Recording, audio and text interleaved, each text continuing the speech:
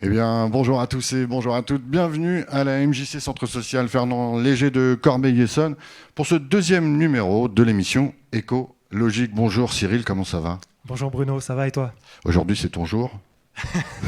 C'est le jour de la Maison de la Transition écologique et solidaire, pour laquelle je travaille, oui. Effectivement, aujourd'hui, nous sommes là pour inaugurer cette Maison de la Transition écologique, mais pas que. Aujourd'hui, on a quand même du beau monde autour de nous. On va en parler dans quelques instants, mais pour introduire un petit peu les choses, on a été voir un peu les gens de la rue et on leur a posé la question de savoir c'est quoi pour eux les enjeux climatiques pour demain. On envoie tout de suite le micro-trottoir. Je vois qu'il n'y a pas beaucoup trop de progrès fait. Il faudrait qu'ils améliorent ça parce qu'il y a plein de trucs qui ne vont pas. Moi j'y crois pas. J'y crois pas parce qu'ils montrent des documentaires à la télé, il y a encore plein d'icebergs, c'est bien gelé, il y a des grands... La Sibérie, là, elle va pas fondre comme ça en 5 minutes. Hein. Ça me saoule, petit 1. Petit 2, on n'aurait pas dû dire réchauffement climatique, parce que pendant longtemps, j'ai pas compris ce qu'on voulait dire du coup, parce que moi je trouvais qu'il faisait pas vraiment plus chaud.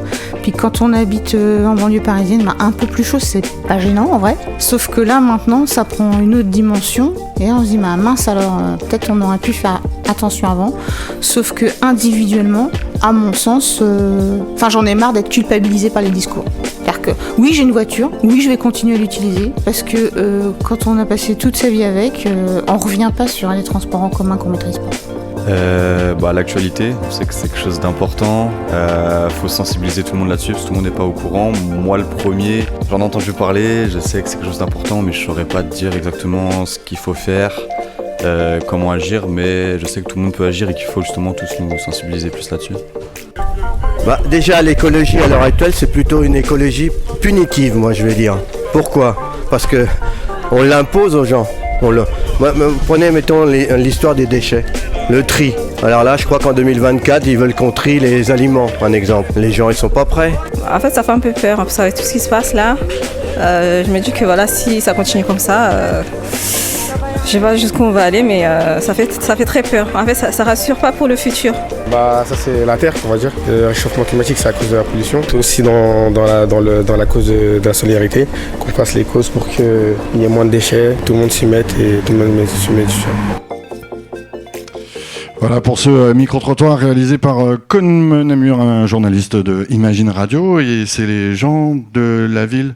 Donc c'est nos Corbeil-Essonnois et Essonnoises qui ont répondu, donc on les remercie déjà d'avoir répondu à ces questions, mais ça plante un petit peu le décor quand même, il y a un sacré enjeu, mais on va en discuter dans quelques instants.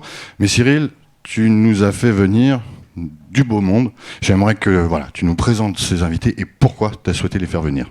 Alors l'objectif de ce soir, c'était d'évoquer finalement ce pourquoi on est là, ce pourquoi il y a un défi planétaire mais qui nous concerne aussi localement, c'est le changement climatique.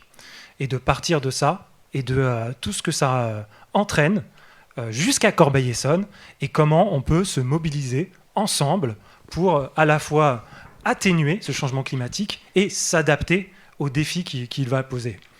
Alors ce soir, nous avons 3 invités, dont un, comme vous pouvez le voir, qui sera en visio, donc petit challenge technique ce soir. Tout d'abord, nous avons François Gémen qui est à ma droite. Bonsoir. On peut l'applaudir bien fort s'il vous plaît. Merci. Qui est politologue et chercheur belge, spécialisé dans les questions de migration climatique et de changement climatique de manière générale, et qui est co-auteur d'une partie du dernier rapport du GIEC. Il nous en expliquera un petit peu quelques mots tout à l'heure.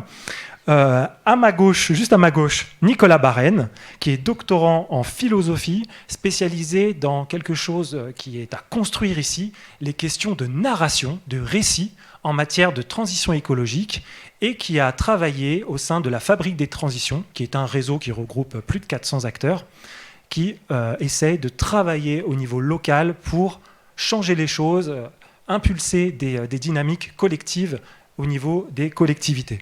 On peut l'applaudir bien fort. Et enfin, son nom est presque affiché en entier sur le vidéoprojecteur. C'est Jean-Marie Houdard, vice-président de la communauté de communes des Crêtes Préardennaises. Ça ne s'invente pas un petit territoire, petit, je dis ça affectueusement, Il est là. qui nous présentera aussi ultérieurement et qui est intervenu pour un autre réseau, le réseau des territoires à énergie positive, le TEPOS, et qui a engagé une dynamique d'éducation populaire. On vient de l'évoquer à travers les discours qu'on s'inscrit dans une démarche d'éducation populaire au sein de la Maison de la Transition et en collaboration avec la MJC. Et donc on peut l'applaudir aussi. J'en suis complètement convaincu. Bonjour à tous. Merci. Ça fonctionne. Bravo à Romain à la technique parce que c'était une belle prouesse de réussir ça. On peut l'applaudir aussi, s'il vous plaît. On va rentrer dans le vif du sujet, parce qu'on a tous envie de savoir, le changement climatique, en fait, c'est quoi? Et donc, pour cela, on va se tourner vers François Gémen, qui a donc travaillé avec le GIEC, et qui va pouvoir présenter un peu ce qu'il a fait. Bien sûr, bonsoir, merci beaucoup. Et effectivement, si je dois brosser un peu un panorama de ce qu'est le changement climatique aujourd'hui, d'abord je commencerai par dire que ce n'est pas les déchets. Contrairement à ce que beaucoup de gens s'imaginent et qu'on a encore entendu dans le micro-trottoir, les déchets jouent un rôle assez minime dans le changement climatique. L'essentiel du changement climatique que nous avons provoqué, c'est à la fois l'extraction et la combustion des énergies fossiles, donc du charbon, du pétrole et du gaz, et aussi la déforestation, puisque évidemment les arbres accumulent du carbone dans leurs troncs et dans leurs branches au cours de leur vie. Et donc, si je dois brosser un peu un portrait synthétique de ce qu'est le changement climatique, je voudrais venir en particulier sur 3 points qui vont faire écho aussi aux commentaires qu'on a entendus dans le micro-trottoir. Et 3 points qui touchent à l'état du changement climatique et qui sont souvent mal compris. Et le problème, c'est que s'ils sont mal compris, ils risquent aussi de mal guider notre action face au changement climatique. Le premier point, qui est sans doute le plus difficile à entendre, et c'est pour ça que je commence par ce premier point, après on va remonter la pente. Le premier point, c'est que le changement climatique est irréversible, en tout cas à l'échelle de nos vies. Et ça me paraît très important de le dire, parce que souvent on s'imagine encore volontiers qu'il s'agit d'une crise, c'est un terme qu'on entend beaucoup, le terme de crise climatique, comme si c'était une période difficile, mais temporaire, qui allait permettre ensuite un retour à la normale. Et je pense que beaucoup de gens s'imaginent volontiers, et peut-être certains parmi vous, s'imaginent volontiers que si on produisait des efforts intenses et radicaux, il y aurait la possibilité de revenir en arrière et de connaître à nouveau les températures que nous avons connues au XXe siècle. On voit bien autour de nous que le climat est en train de changer. 85% des Français se disent inquiets face au changement climatique. 7 Français sur 10 voient déjà les effets du changement climatique dans leur quotidien. Et donc, c'est très clairement déjà une réalité aujourd'hui. Mais je suis frappé du fait qu'on a encore tendance à voir ce changement climatique comme un phénomène conjoncturel, plutôt que comme un phénomène structurel. C'est-à-dire qu'on s'imagine qu'on va pouvoir s'en débarrasser. Je crois très important de bien intégrer le fait que le changement climatique, c'est avant tout une transformation profonde et durable des conditions de vie sur Terre, qui va donc appeler des réponses profondes et durables, des transformations profondes et durables dans la manière dont on va organiser l'économie et partant la société. Chaque fois qu'un nouveau record de température est battu, je reçois des appels des stations de radio et de télévision qui me disent « Tiens, professeur, est-ce que vous pourriez venir à l'antenne commenter ce nouveau record de température ?» Et je dis « Écoutez, je veux bien venir, mais vous devez réaliser que si vous devez m'avoir à l'antenne pour commenter chaque nouveau record de température, à la longue, vous finirez par m'avoir à l'antenne 7 jours sur 7 et 24 heures sur 24. Ce qui va provoquer un phénomène de lassitude chez les auditeurs et chez les téléspectateurs. Parce que, en réalité, on est ici face à un phénomène tendanciel. Et j'expliquerai dans un instant pourquoi il n'y aura pas de baisse des températures. Mais très clairement, nous allons aller de record de température en record de température. Et donc l'enjeu aujourd'hui, face au changement climatique, ce n'est pas de faire baisser les températures, ça nous ne le verrons pas au cours de notre existence. L'enjeu, c'est de limiter la hausse des températures. Et ce qui me semble très important pour notre action climatique, c'est de nous dire que ce que le changement climatique appelle, ce sont des réponses qui soient transformatrices et que nous puissions tenir sur le long terme. C'est pour ça que je crois qu'il faut se méfier terriblement de certaines tentations autoritaires qu'on peut parfois avoir. Et on a entendu dans la vidéo des gens qui avaient l'impression qu'on leur imposait certaines mesures. Et parfois, dans les conférences, j'ai un monsieur énervé qui me dit « Mais au fond, on voit bien que les gouvernements n'agissent pas assez, que les entreprises, c'est pas ça qui les intéresse. Pourquoi est-ce qu'on ne demande pas une bonne fois pour toutes aux scientifiques de GIEC de décider de ce qu'il faudrait faire et qu'on impose ça à tout le monde ?»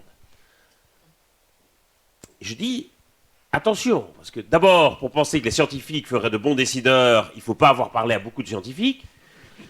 Et puis surtout, le problème des mesures autoritaires qu'on va imposer aux gens, c'est que, bien sûr, il y a le problème des droits et des libertés publiques, mais surtout, il y a un problème d'efficacité. Souvent, c'est des mesures qu'on ne va pas pouvoir tenir dans la durée.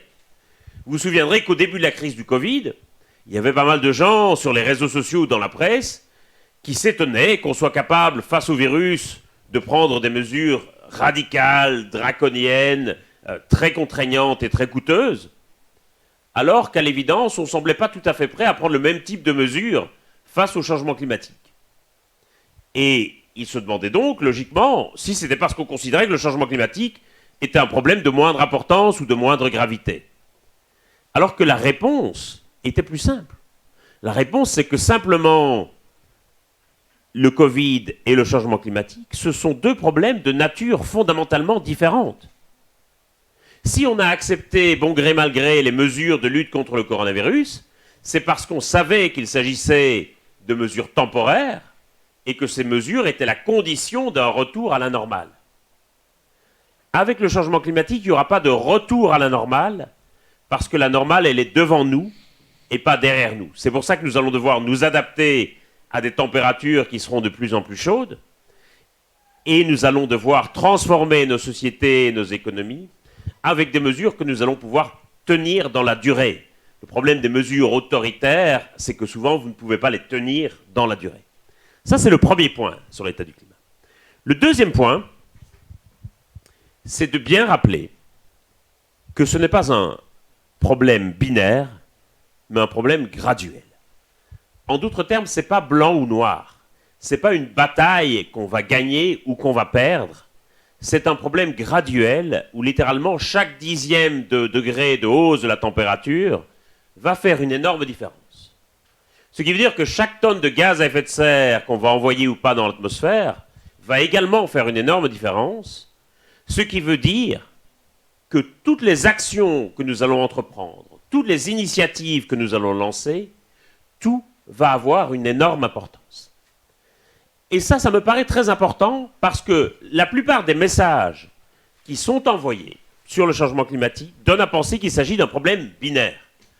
Vous allez avoir le nouveau sommet de l'ONU, la COP28, qui va s'ouvrir dans 2 semaines à Dubaï.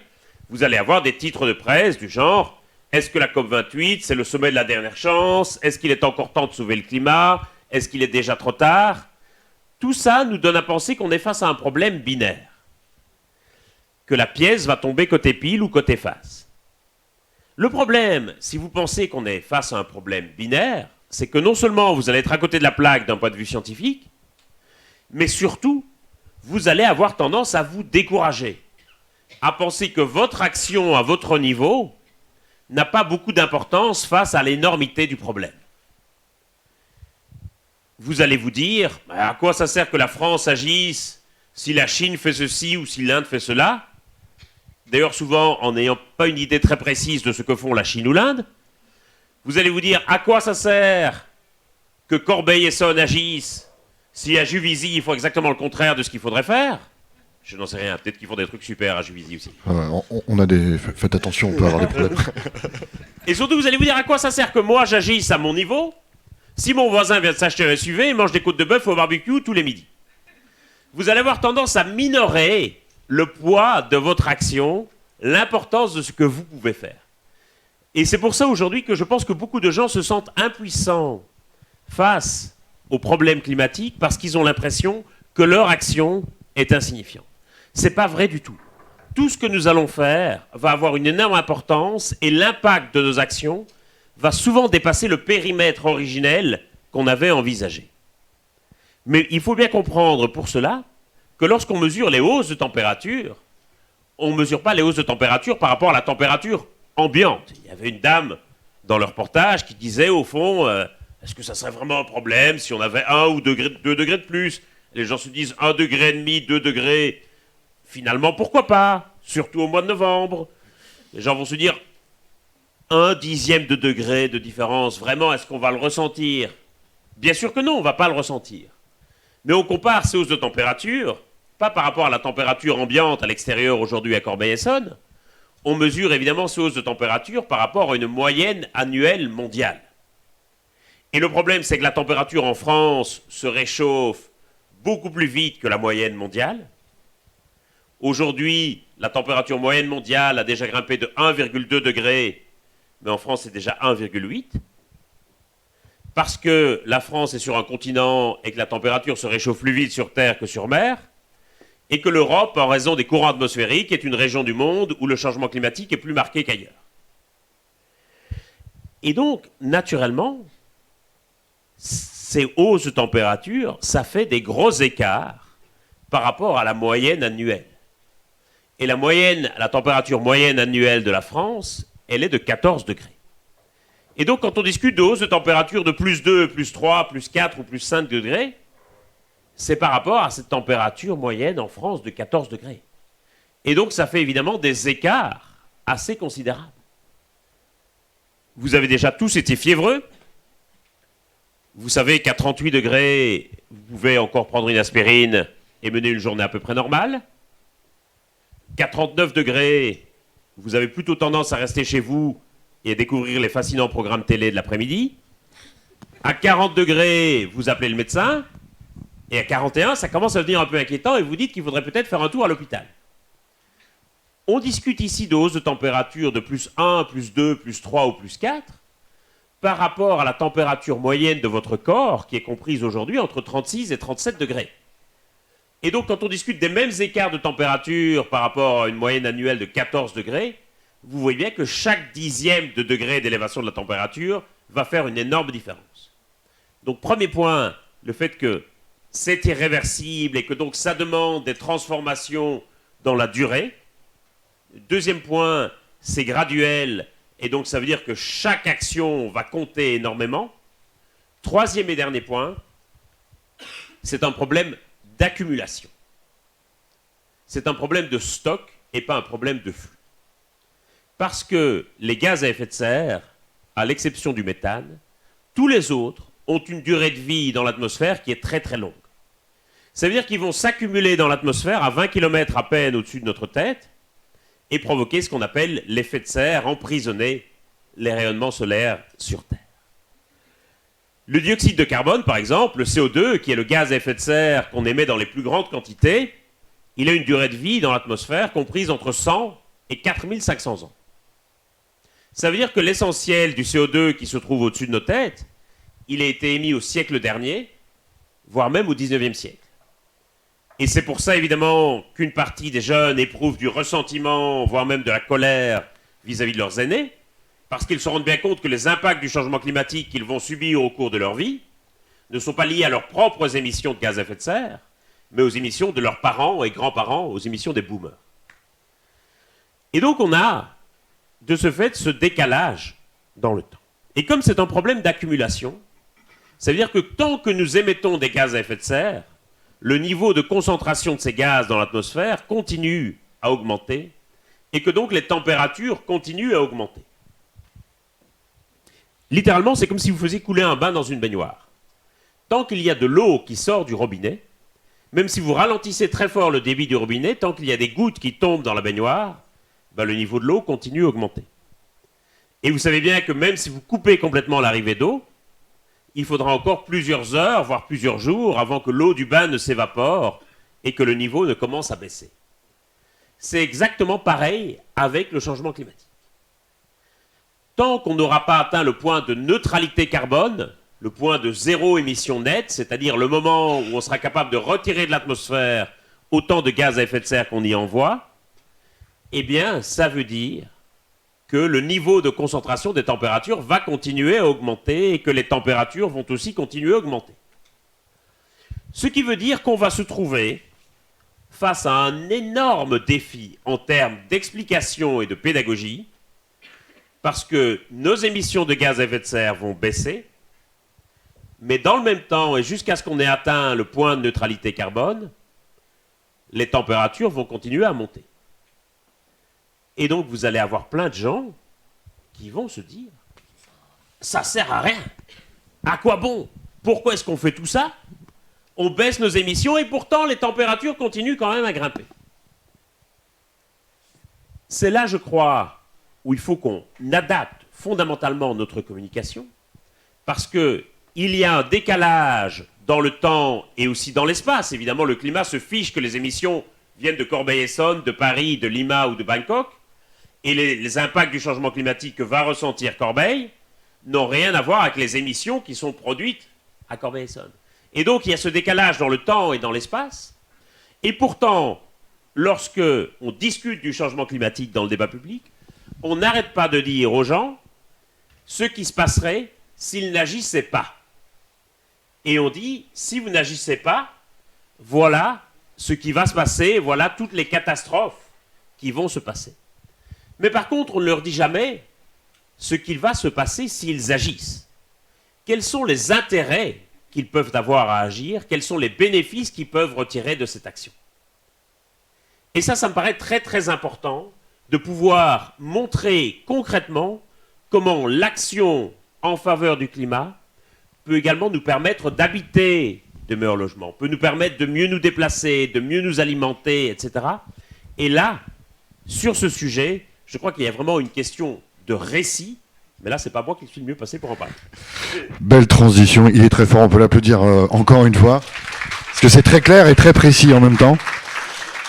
Donc justement, on va passer à la phase du contexte local, avant de passer à la phase des choses qui fonctionnent, on va dire, d'un territoire et voir si c'est transférable ou non. Mais je crois, mon cher Cyril, que déjà, tu voulais faire un petit état des lieux d'un contexte local par rapport à ce changement climatique au niveau de la ville de Corbeil-Essonnes.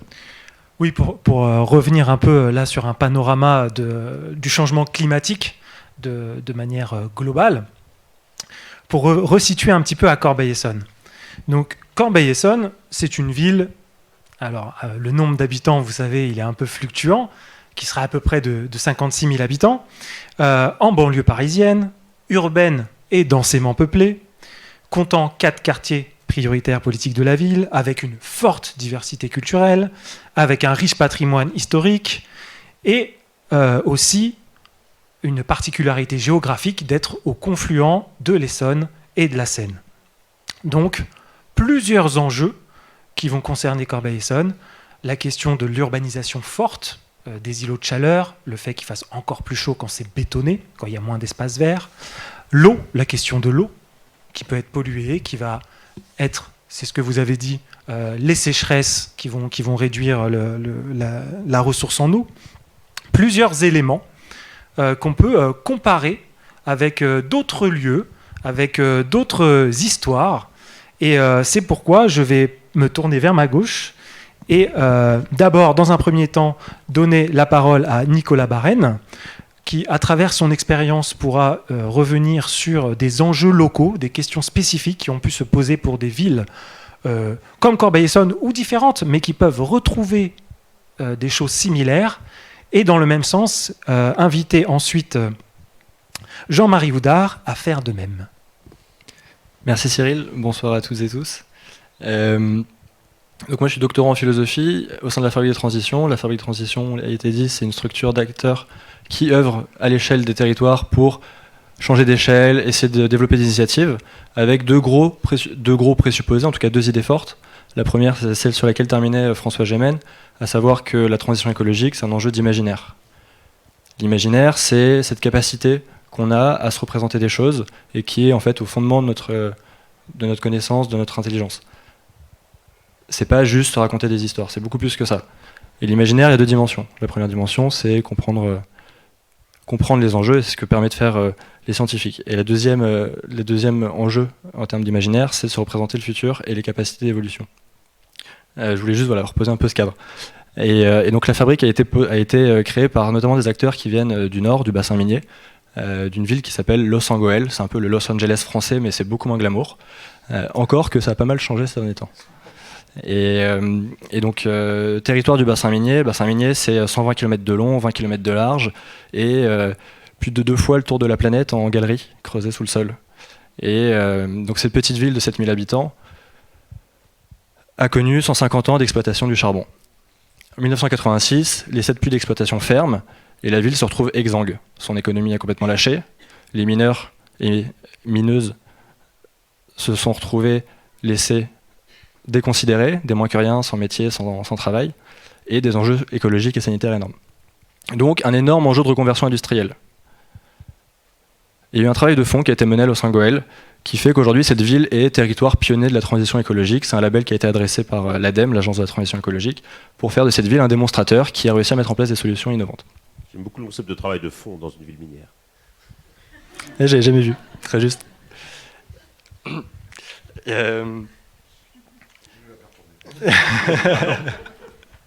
Non, elle est bien, je la garderai. Et en fait, Los Angeles a travaillé... Bon, il y avait une réalité sociale qui est peut-être un des paramètres différents par rapport à une ville comme Corbeil-Essonnes, où même si on commence à percevoir les enjeux du changement climatique, aujourd'hui, il va falloir qu'on arrive à se les représenter. Et donc, il va falloir qu'on ait des travaux scientifiques, qu'on ait des travaux d'imagination, de projection, qui vont être indispensables pour pouvoir se représenter les enjeux et ce qui va se passer. À Los Angeles, c'était différent. On leur avait ôté quelque chose. Et le point de départ qui a eu lieu à Los Angeles, c'était de travailler justement sur le souvenir, la mémoire. Valoriser la mémoire des mineurs, c'était une manière de s'assurer qu'ils ne perdent pas la valeur de tout ce passé.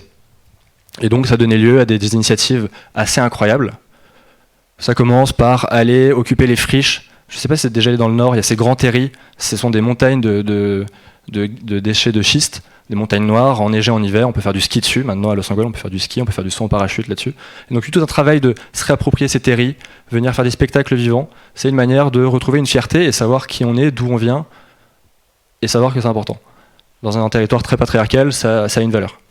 Et cette idée-là de pouvoir se raconter nos vies, nos passés, nos histoires, je pense que c'est une manière importante et juste très simple de commencer à se mettre en relation les uns avec les autres et de commencer à pouvoir coopérer, coordonner, parce que le deuxième enjeu de la transition écologique, ça va être cet enjeu-là, cet enjeu de coordination. Je ne sais pas si je continue, je m'arrête, je me rends pas compte du temps qui passe. On peut, oui, encore un peu. Oui. Et donc tout ce travail sur le récit à Los Angeles, il allait beaucoup plus loin.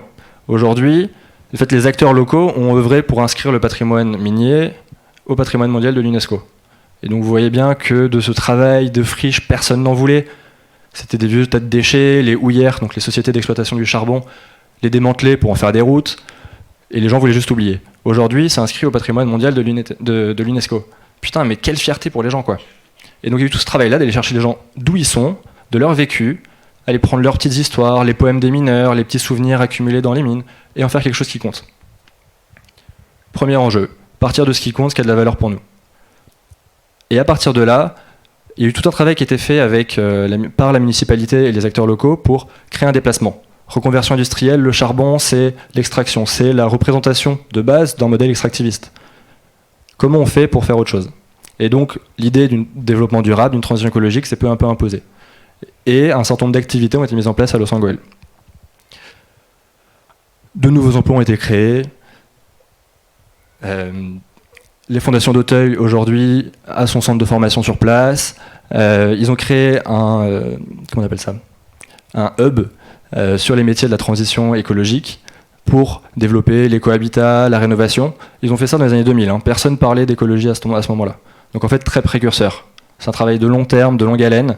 Et ça, il ne faut pas se mentir, les choses prennent du temps. Les transformations qu'on va devoir mener sont tellement profondes que ça va prendre du temps. Mais chaque petit geste compte. Et ça, c'est important à garder en tête. Petite spécificité encore à Los Angeles qui est intéressante, c'est qu'ils ont vraiment travaillé sur cette idée de participation citoyenne. Ils ont mis en place un dispositif qu'ils appellent les 50-50. 50-50. Et donc en fait, l'idée très simple, c'est la mairie essaie de se rendre le plus disponible possible pour répondre autant que possible aux demandes des habitants. Ce qui fait qu'en fait, les habitants ont été entendus, écoutés et reconnus en tant qu'anciens mineurs, et à partir de là, peuvent devenir des acteurs de la construction de la ville. Et donc ça peut partir sur des choses très très simples. C'est une petite ville, mais des maires de l'association des parents d'élèves qui veulent repeindre la cour de récré pour la réaménager. La mairie dit OK, on vous donne le matériel, les pinceaux, on cadre ça de manière juridique et vous avez le droit de venir repeindre ce bâtiment public. Ça pose des enjeux de responsabilité. Et la mairie est hyper attentive. Autre exemple, le skatepark, zone dégradée, les jeunes boivent des bières, fument de l'herbe, il y a des insalubrités. Cliché. Bon, on a tous été jeunes. Et bon, il fallait rénover ce skatepark. Et donc la mairie est allée voir les jeunes en disant qu'est-ce que vous voulez? C'est vous les experts. Vous avez une expertise qui est l'expertise d'usage. Nous, mairie, si on décide d'un plan, ça servira à rien. Vous n'allez pas l'utiliser, ça va être décevant, ça va être mal conçu. Et donc tout ce travail de partir des besoins des jeunes pour qu'ils imaginent ce qu'ils veulent, que ça soit adapté à leurs besoins, en fait, a conduit à une forme de responsabilisation des jeunes. Et toutes les dégradations et les incivilités qui étaient déplorées avant par la mairie ont disparu. Les jeunes qui ont contribué à ce projet étaient devenus en fait les fers de lance du respect du lieu, quoi. Ils y tenaient, c'était important pour eux. Et donc cette idée d'arriver à faire ensemble est vraiment omniprésente à Los Angeles. Voilà, bon, c'est pas une ville où tout est rose, même si les murs des cités minières le sont. Il y a beaucoup de choses qui sont imparfaites et c'est normal, c'est humain. Mais voilà, je trouve que ces deux idées, travailler les imaginaires et travailler les coopérations, Los Angeles en tout cas porte un beau témoignage là-dessus et je vous invite à regarder, il y a plein de vidéos qui ont été faites, plein de petites choses. Ça s'écrit LOOS en plus loin Goel, G-O-H-E-2-L-E. Voilà, de toute façon la vidéo sera sous-titrée donc merci. Merci beaucoup. Merci Nicolas Barren. Alors, on peut faire un parallèle avec la maison de la transition écologique et solidaire qui est inaugurée ce soir. Je reviens sur 2 points développés par Nicolas. Le premier, c'est la question du processus. Les choses prennent du temps. Et les choses prennent d'autant plus de temps quand on veut faire avec le plus de monde possible. Et c'est cette deuxième dynamique, c'est la dynamique de la participation. La maison de la transition écologique et solidaire s'engage dans un processus inclusif, un processus de participation, de faire avec. Il ne s'agit pas d'être descendant, il ne s'agit pas d'arriver avec quelque chose de préconçu et d'être dans cette fameuse dans cet autoritarisme, cette écologie punitive qui a été évoquée dans le petit document. C'est au contraire de partir du vécu et d'avec ce vécu des habitants, de construire le récit d'une transition à Corbeil-Essonnes. Et c'est ça un des enjeux de la maison de la transition écologique et solidaire. Et pour rebondir sur cette dynamique de comment on mobilise, comment on fait ensemble, je passe dans un autre territoire encore différent, je passe la parole à Jean-Marie Houdard. Jean-Marie, est-ce que vous nous entendez? Très bien, et j'ai bien entendu tout ce qui s'est dit et c'est difficile de prendre la parole derrière, mais enfin, voilà. Ça, c'est votre problème. Donc là, moi, je vais vous parler d'un territoire et je vais vous montrer une petite diapo. Je vais partager une diapo, ce sera plus facile. D'un territoire qui n'a rien à voir avec le vôtre en termes de géographie, puisqu'on est dans un territoire complètement rural. Alors, je ne sais pas si vous la voyez, la diapo, là. Oui, je pense que vous la voyez. 5 sur 5, parfait. Parfait, c'est ça. OK. Donc, pour recontextualiser vite fait, donc c'est un territoire rural à faible densité. On est à 22 habitants au kilomètre carré. Alors, je ne sais pas combien vous êtes à Corbeil, mais je sais pas, c'est peut-être x10. Et la particularité de ce territoire, c'est qu'il n'y a pas de ville-centre. C'est des communes rurales. La plus grosse commune fait 1400 habitants, la plus petite fait 40 habitants. Il y en a 94 et avec une grosse dominante de l'agriculture en termes d'activité, puisque la surface urbanisée est de 4%. Donc, vous voyez on peut rouler tranquillement sans voir personne pendant des kilomètres et des kilomètres. Peut-être pour finir de situer le territoire, il y a un peu plus de vaches que d'habitants. Et on n'a pas de feu tricolore chez nous. Enfin, voilà, jamais il y a un feu rouge sur notre territoire et on arrive à y vivre quand même. Alors, pour aller un peu plus loin, et puis peut-être pour illustrer aussi ce qui vient d'être dit, un peu l'historique de ce territoire. En fait, il existe depuis longtemps. Il existe depuis 1985 avec la création d'une association de communes. Et le motif de la création de cette association, c'est de dire on a un territoire rural chez nous, finalement on a peut-être quelque chose à mettre en valeur, on a peut-être une identité à créer, mais pour ça il faut qu'on se groupe. Et ce serait peut-être le moyen aussi, non pas c'est pas de la compétition, mais en tout cas de pouvoir exister à côté de grosses villes qui sont Charleville-Mézières ou Reims au sud.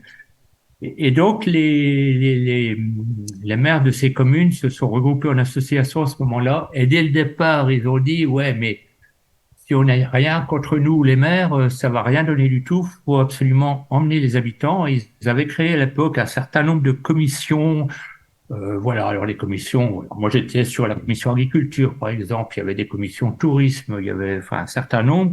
Avec très peu de budget parce que c'était une simple association, il y avait une cotisation qui devait être de l'ordre d'1 euro par habitant, ou 10 francs à l'époque. Et ça a vécu comme ça pendant une dizaine d'années, et en 96, ça s'est constitué en communauté de communes, donc la communauté de communes des Crêtes-Ardennaises. Sauf que du moment que c'était en communauté de communes, ça devenait ce qu'on appelle un EPCI, un établissement public à fiscalité propre, voilà. Mais du coup, ça avait un fonctionnement aussi d'une collectivité, c'est-à-dire qu'en gros, c'était un fonctionnement entre élus délégués à cette collectivité, et du coup, on oubliait complètement la relation qu'il y avait avec les habitants du territoire, et même un peu avec les autres communes, puisque ça devenait une boutique qui bossait pour elles. Alors, on a eu il y a eu un président de Comcom à ce moment-là qui a eu une idée, qui a dit c'est un problème, il faut absolument qu'on travaille autour de la démocratie participative, et c'était dans les années 99-2000 avec la loi Voynet pour ceux qui savent, la loi qui permettait d'avoir des démarches participatives et des démarches environnementales, et donc il y a eu la création d'un pays. Et ce pays qui était sur le même périmètre que la communauté de communes a dû finalement, a fallu cohabiter et a fallu travailler ensemble, tout en évitant l'écueil d'une compétition ou voilà. Hein. Et donc cette démarche de pays, elle a bien fonctionné en ce sens qu'elle a travaillé avec la société civile au travers de groupes. Alors pareil, agriculture, tourisme, artisanat, il y en avait une vingtaine au final avec toutes les activités du territoire. Et l'idée qu'il y a eu après et qui a été riche, c'est qu'il y a eu des croisements entre ces groupes. C'est-à-dire que, vous, le groupe tourisme, évidemment, vous avez vos idées, mais peut-être que ce serait intéressant d'en discuter avec les agriculteurs, parce que c'est eux aussi, ils font le paysage. Ce serait intéressant d'en discuter avec les artisans, parce que le tourisme d'entreprise, peut-être qu'il y a eu une piste chez nous, voilà. Et il y a eu des croisements comme ça, un peu dans tous les sens, je dirais, qui a fait que collectivement, il s'est créé une identité de territoire, et il s'est créé un projet de territoire, et il y avait une dimension là-dedans, et ça rejoint les imaginaires, une dimension de rêve. Voilà, on se disait souvent, nous on rêve le territoire, un peu contrairement aux élus qui sont plus dans la gestion, mais voilà, c'était un peu ces questions-là. Et ce travail a évolué et s'est dirigé de plus en plus, au-delà du travail sur la participation et de l'accompagnement des gens, sur les questions environnementales et sur les questions de l'énergie, qui a donné lieu à la création d'une agence locale de l'énergie, du travail sur la thématique énergie, une réflexion sur un plan climat, et même une construction de plan climat, des programmes leaders, création d'Enercop, donc une coopérative d'énergie renouvelable mais qui a la particularité chez nous de faire aussi bureau d'études en disant ce qui est important, c'est plutôt le scénario négawatt, donc sobriété, meilleure efficacité, et seulement après faire du développement d'énergie renouvelable. Enfin voilà, c'est toutes ces questions-là qui ont été construites au travers de cette démarche-là. Et peut-être je vais partager une autre photo du coup pour expliquer un peu si ça passe, expliquer un peu comment on a fonctionné pendant ces périodes-là. On était clairement sur deux entités, les élus d'une part qui faisaient la démocratie représentative, enfin disons-le comme ça, et les habitants qui étaient plutôt la démocratie participative, avec le premier cercle, on va dire, pour les habitants, c'était des groupes de travail thématiques avec des croisements entre eux. Et chaque groupe de travail avait nommé une personne qui a constitué le conseil de développement, qui était un peu l'équivalent pour les habitants du conseil de communauté pour la communauté de communes. Les élus, de leur part, eux, ont fait des groupes d'élus par secteur. Vous voyez bien, 1000 km², je ne sais pas si je l'ai dit, de surface pour notre Comcom avec très peu de densité. Il fallait regrouper un peu par secteur pour avoir l'expression de tout le monde. Donc il y a eu ça de fait et qui ont constitué le conseil de communauté. Et tout le défi pour que tout ça parte pas, parce qu'il y avait un vrai risque que la société civile parte et fasse plutôt opposition que complément de la Comcom. Mais on a réussi par le travail qu'on a fait entre le conseil de développement et la petite commune et avec les gens qui étaient responsables à ce moment-là. Et moi, à cette époque-là, j'étais dans le conseil de développement. Je suis pas élu depuis très longtemps. Je suis plutôt de culture associative et donc j'étais plutôt dans le conseil de développement. Mais on a toujours attaché de l'importance à dire, mais attention, ne braquons pas les élus. Au final, c'est quand même eux qui ont la décision. Voilà, on est quand même là. Donc, travaillons bien avec eux.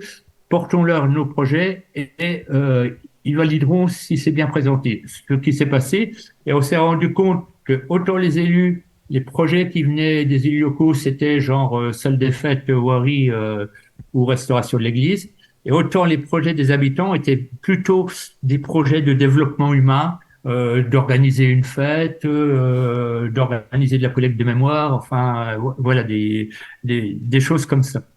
Donc voilà un peu comment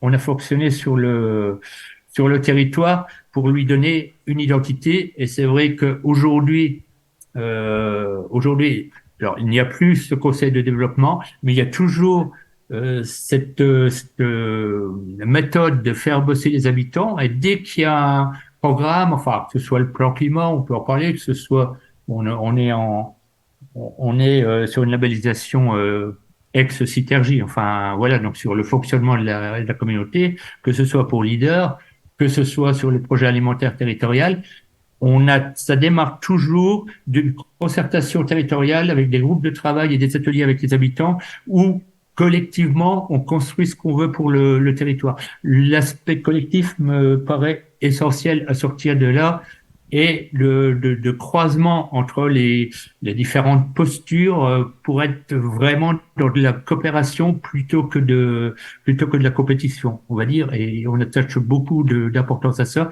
et c'est comme ça aujourd'hui qu'on arrive à avancer. Donc je ne sais pas si je vais aller plus loin pour l'instant là-dessus, ou plutôt répondre aux questions, on va dire. Mais vous devinez nos pensées. Merci beaucoup, Jean-Marie Houdard, d'avoir déjà planté le décor. Juste avant de faire un petit jeu de questions-réponses avec notre public, j'aurais aimé avoir une réaction un peu de votre part, Monsieur Gémen, parce que quand vous entendez tout ça, voilà, on va dire que ça n'a pas forcément tout de suite une incidence sur les émissions de carbone, par exemple. Mais par contre, il y a cette notion de lien à chaque fois qui est permanent là-dedans. C'est quoi votre ressenti quand vous entendez les présentations des camarades ? Je crois que cette dimension du territoire est extrêmement importante. Parce que souvent, en tout cas quand on écoute les gens et leurs sentiments face au changement climatique, il y a bien sûr de l'anxiété, il y a parfois de la colère, mais un sentiment qui revient souvent, c'est de l'impuissance. Et notamment, le fait que les gens se sentent parfois un peu culpabilisés, on l'a encore entendu dans le micro-trottoir, mais ont l'impression que toute une série de décisions collectives ne correspondent plus à leurs aspirations personnelles. Et toute une série de gens ont l'impression de ne plus avoir voix au chapitre. Et c'est comme ça que vont se développer des mouvements de défiance face aux institutions démocratiques, des mouvements parfois de protestation ou de révolte comme les Gilets jaunes, des mouvements de méfiance et voire même des mouvements complotistes ou conspirationnistes, parce que les gens se sentent en quelque sorte en dehors de la dynamique collective. Et il faut pouvoir reconnaître qu'on a un vrai problème aujourd'hui avec la démocratie représentative qui fait que les gens ont tendance à s'abstenir de plus en plus et à ne plus avoir l'impression de participer à une dynamique collective, ce qui crée de l'impuissance et du découragement face au changement climatique. Et je crois que c'est précisément à l'échelle d'un territoire ou à l'échelle d'une commune qu'on va pouvoir retrouver ce sentiment collectif et que donc on va pouvoir mettre en mouvement les gens et faire correspondre des mouvements collectifs, des décisions collectives avec leurs aspirations personnelles et individuelles. Et ça me paraît vraiment très très important si on veut réussir le défi climatique, à la fois si on veut réussir à décarboner notre économie, mais aussi en termes d'adaptation, parce qu'un élément qui est fondamental pour l'adaptation face aux impacts du changement climatique, c'est la cohésion territoriale, c'est la cohésion sociale. Parce qu'on sait que le changement climatique va créer toute une série va creuser des inégalités, et que si on n'a pas un territoire à forte cohésion, si on a des individus qui sont atomisés les uns par rapport aux autres, eh bien ces inégalités vont créer à leur tour de nouvelles vulnérabilités qui vont renforcer les inégalités. Et donc on risque de rentrer dans un cercle vicieux, dans une spirale négative, et donc c'est pour ça que cette dimension territoriale est si importante. Merci pour votre ressenti et cette explication. Cyril, est-ce qu'on interroge un peu nos publics ? Vous êtes là, pour l'instant on vous a pas trop entendu, mais là ça va être à vous de jouer. On a un micro qui va être disponible pour vous. Nous avons nos invités. Puis nous avons aussi Cyril qui aujourd'hui inaugure avec toute l'équipe de la transition écologique cette maison de la transition écologique au sein de la Maison des Jeunes et de la Culture de Corbeil-Essonnes. C'est quelque chose de nouveau, de neuf. Donc voilà, cher public, c'est le moment si vous souhaitez poser quelques questions. Bravo, on peut l'applaudir bien fort parce que c'est la première qui a levé la main et elle a été assez rapide et réactive, c'est super. Je vais lui passer mon micro peut-être. Non, il en a... c'est bon. Voilà. Qui arrive. Voilà. Merci Axel, voilà, et monsieur, super, il va vous tendre le micro. Voilà. Merci. Alors, on est dans les conditions du direct, bien évidemment, avec cette prouesse technique quand même d'avoir notre ami Jean-Marie Houdard en direct, en visio, hein, et on vous a là avec nous. Madame, allez-y. Déjà, merci parce que c'est vraiment passionnant tout ce que vous dites. Alors moi j'ai une question, vous parlez d'imaginaire. Alors effectivement, travailler sur l'imaginaire local, ça a son importance en tenant compte effectivement des réalités des habitants. Mais moi j'ai une grande question sur l'imaginaire collectif parce que quand on voit tout ce que le cinéma produit en termes de science-fiction et de dystopie, eh bien tous les univers qui nous projettent sont catastrophiques, apocalyptiques. Et est-ce qu'il n'y a pas aussi ça à travailler, c'est-à-dire est-ce que ça ne serait pas une des actions pour travailler sur un imaginaire positif avec tous les bienfaits de l'adaptation, plutôt que de nous sortir toutes les trajectoires dramatiques qu'on est en train de prendre. Est-ce qu'il n'y aurait pas cet imaginaire-là à construire aussi dans le monde de la culture un peu ? Voilà. Qui souhaite répondre ? Est-ce que Nicolas, tu pourrais ? Ouais, merci pour votre question, c'est hyper juste. Effectivement, il y a une problématique dans la vie en société, c'est qui a le droit à la parole et qui raconte quoi à qui et qui entend quoi. Et aujourd'hui, l'industrie a une capacité de porter que n'ont pas, que vous et moi n'avons pas forcément. Et donc il y a un enjeu à penser à l'échelle nationale, globale, des contenus différents qui pourraient amener d'autres représentations. L'ADEME, par exemple, travaille dessus, a un programme de recherche autour des imagine-acteurs.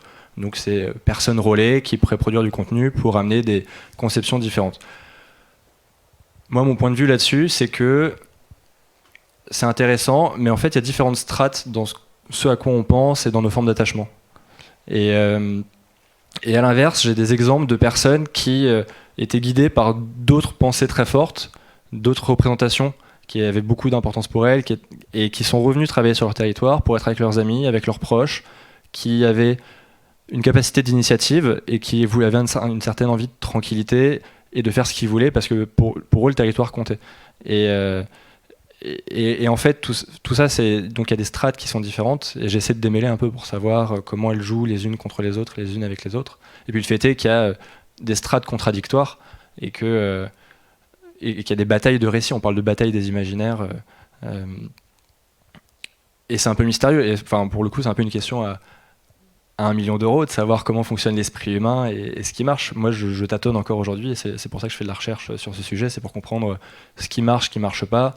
Et il y a aussi des limites aussi à ce que peuvent les représentations. C'est pour ça que l'incarnation de ces histoires dans un territoire, dans une proximité, dans des réseaux de sociabilité, de dépendance et d'interdépendance, elles ont une force concrète qui est très forte. Et donc en fait, si vous arrivez à créer des réseaux d'entraide autour de cette maison-là, à partir des associations qui vont travailler, et que petit à petit, des projets se mettent en place, des actions s'égrènent, des liens se renforcent, et que des possibilités émergent à cet endroit-là, là, ça va ouvrir des imaginaires, parce qu'en fait, il y aura des possibles concrets qui seront à portée de main. Et je pense que c'est cela qu'il faut aller chercher collectivement. Un petit mot en complément. Je partage tout à fait votre sentiment. Et le problème, je crois, que nous avons, c'est qu'effectivement, l'imaginaire collectif autour du changement climatique, pour le moment, il est très pesant, il est très plombant. C'est-à-dire que c'est un imaginaire qui est à la fois nourri par les rapports scientifiques, et notamment les rapports du GIEC, mais aussi par la quasi-totalité des œuvres de science-fiction, par les discours militants, etc. C'est-à-dire qu'on a une vision à peu près nette du monde vers lequel on ne voudrait pas aller, d'un monde ravagé par les impacts du changement climatique et où la biodiversité aurait quasiment disparu. Mais par contre, on n'a pas du tout de vision collective du monde vers lequel nous voudrions aller. C'est-à-dire qu'on n'a pas de narratif aspirationnel. Et on a effectivement une sorte de concurrence des imaginaires où on a, quelques-uns quand même, un imaginaire un peu technofuturiste où on vivrait tous dans un vaisseau spatial en orbite autour de la Terre conduit par Elon Musk, un imaginaire janséniste où la vie serait faite de privations, de restrictions, de quotas et de flagellations, un imaginaire un peu naïf où Max et Lily font du vélo tout nu dans un champ de coquelicots avant de retourner à leur champ de permaculture. Ça, c'est l'imaginaire, ça. Et chaque imaginaire va évidemment toucher une partie de la population, surtout celui de Max et Lily, évidemment. Mais globalement, on va avoir du mal à construire un imaginaire collectif qui nous trace le chemin qu'on voudrait prendre là vers un monde dans lequel on voudrait vivre et là où on voudrait aller. Et ça, je crois que c'est un vrai problème. Oui, donc ça rejoint ce que vous disiez. Quand on parle de s'adapter au changement climatique, on ne parle que des contraintes, on ne parle pas de ce qu'on a à gagner. C'est ce que vous avez évoqué d'ailleurs au début. Donc je pense que cet aspect-là, il est hyper important. Il faut que à la fois les décideurs politiques, mais aussi les associatifs et les cultureux, je vais dire le mot, s'emparent vraiment de cette question-là, parce que je pense que c'est un enjeu majeur pour porter les gens vers la transition. Voilà. Merci madame pour votre intervention. Il y a je veux question. Bien ajouter oui, pardon, chose, Cyril. si tu permets. Oh, excuse-moi, c'est vrai, c'est ton émission aussi. Pardon. On va passer le micro à monsieur en attendant. Vas-y. C'est la problématique de la transition, le terme même transition. C'est-à-dire que c'est de partir d'un point A pour aller vers un point B. Et c'est un peu ce que vient de dire François. On est à peu près tous d'accord de ce qu'on ne veut plus, donc on est à peu près tous d'accord de ce qu'est ce point A. Mais ce point B, on ne sait pas vraiment ce que c'est, on n'est pas d'accord du tout. Et la problématique, c'est que ce point B est très complexe, parce que le changement climatique impacte toute la société, prend en compte la question de la justice sociale, mais touche à l'alimentaire, à la consommation, à la production, au travail, implique de réfléchir et de redessiner notre façon de vivre. Et cette complexité fait qu'on peut aussi avoir tendance, du coup, à faire un discours plus simpliste ou plus alarmiste, Mais je constate aussi que, quand bien même il y a en effet beaucoup de productions qui sont alarmantes, mais qui ne sont pas neuves, hein. Mad Max, c'est pas nouveau. Ça continue, mais on a aussi des exemples, et j'en profite, notamment de documentaires qui vont poursuivre des exemples, qui vont chercher des témoignages de personnes qui s'engagent. Et dans le cadre du programme d'inauguration de la maison, après-demain, à l'Arcel, donc le cinéma d'art et d'essai du quartier, on va diffuser Bigger Than Us, qui suit donc à travers le monde 7 jeunes, d'à peu près entre 18 et 25 ans, donc d'origines très diverses, qui vont s'engager pour des causes aussi différentes. Et qui vont s'engager par exemple pour le droit des femmes, qui vont s'engager pour l'accueil des réfugiés, qui vont s'engager pour lutter contre les problématiques climatiques qui impactent directement leur communauté, et ce qui permet aussi de montrer non seulement des choses inspirantes, mais que finalement tous les enjeux se croisent. Et c'est important de ne pas rentrer, et c'est ce que veut faire la maison, d'être pas dans une vision naturaliste des choses, mais vraiment sociale et, si je prolonge, sociétale de cet enjeu climatique. On va prendre... comment ? Ah, il souhaite... Jean-Marie, vous souhaitez intervenir ? Ben oui, voilà, non, juste pour insister sur cet aspect d'imaginaire et de rêve, mais lié au concret. Enfin, nous on disait souvent, faut être rêveur, mais rêveur de concret, parce que en fait, c'est important de construire quelque chose ensemble. Ça permet aux gens de savoir qu'ils ont capacité à construire, qu'ils sont capables d'acquérir des compétences. Ça leur permet de voir aussi que c'est pas toujours évident et qu'il y a de l'expertise à gagner, et donc de les mettre en valeur et de dire oui, finalement on est capable de le faire, quoi. Alors à notre niveau c'est des petites choses, j'entends bien, mais voilà, quand on met les mains dans le cambouis et qu'on fait un truc qu'on a imaginé collectivement, ça permet de ne pas être dans le déni ou dans la défiance ou dans enfin tout ce qui a été dit sur le micro-trottoir tout à l'heure. Merci beaucoup Jean-Marie. On va prendre une question. C'est pas tout à fait une question, c'était plutôt une remarque par rapport à ce qui se disait, hein, et sur le fait qu'on pouvait peut-être être tous d'accord sur le point A, je n'en suis pas certain. On peut se rendre compte qu'il y a des expérimentations qui sont faites parfois, plus ou moins radicales, et que dès que ça bouscule un ordre établi, ça réagit très très fort. Je prends quelques exemples. Notre-Dame-des-Landes ou les soulèvements de la Terre, qui ont eu affaire à des forces policières ou militaires énormes. C'est 2500 soldats sur la ZAD qui ont été envoyés. 2500 soldats pour essayer de tuer dans l'œuf une forme d'utopie. Qu'on partage ou pas, mais en tout cas, il y avait une tentative d'expérimentation et de répondre aux défis qui sont à nous. Et on prend par exemple le cas des Amérindiens qui luttent aujourd'hui contre la déforestation, qui sont assassinés régulièrement, purement et simplement. Donc ce qu'on a en face de nous, c'est pas uniquement la question de vouloir d'être d'accord sur le point A ou pas, parce que y a des gens qui résistent très très fort pour que le changement économique établi n'advienne pas. Est-ce que vous souhaitez réagir, monsieur Jamin ? Non, il y a beaucoup de gens, il y a beaucoup d'intérêts économiques, financiers, politiques qui ont intérêt à ce que le changement n'arrive pas, qui ont intérêt au statu quo, ou qui ont intérêt à ce que si le changement se produit, à ce qu'il se produise le plus lentement possible, alors qu'aujourd'hui on est tenu par l'urgence, évidemment. Merci. Ce que je vous propose, si tu en es d'accord, Cyril, on va essayer d'aller pas dans le concret, mais en tout cas de voir ensemble quelles réponses collectives, des initiatives potentielles, locales, qu'on pourrait prendre et réfléchir. Tu as voulu marquer ce temps-là, parce que tu voulais nous mettre au travail. Tout à fait. Le but de l'émission écologique, quand on l'a pensé, c'est de partager les savoirs, de partager les paroles, que ce soit des savoirs académiques ou des savoirs expérientiels, de ce qu'on fait en pratique, de ce que font les gens.